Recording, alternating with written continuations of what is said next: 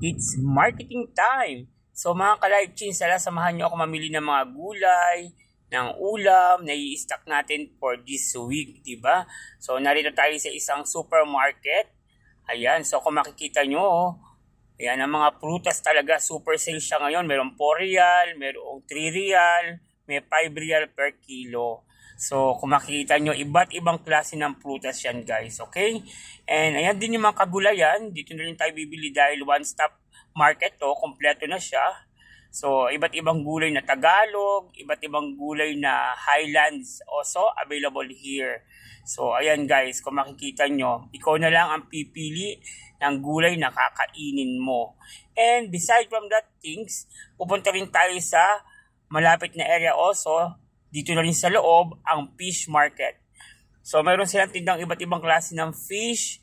Alam niyo naman, Pilipino tayo, napakahilig natin sa fish, okay? And beside, ang katabi niyan is walang kamatayang manok-manok. So yan, di ba? Makikita nyo naman yung malinis na kapaligiran, di ba? And eto na tayo guys sa manukan. And then kasunod niyan yung bakahan.